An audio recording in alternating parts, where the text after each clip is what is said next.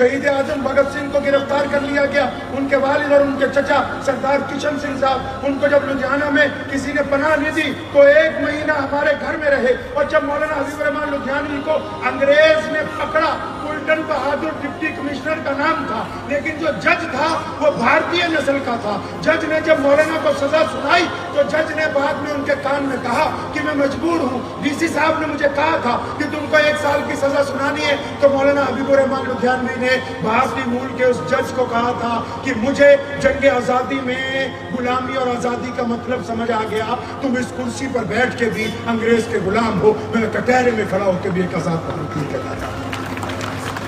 تو ان کو ایک دن انگریز نے سازش کے تحت یہ پوچھا کہ مولانا اگر سرکار آپ کو دے دیں تو سرکار کا مذہب کیا ہوگا؟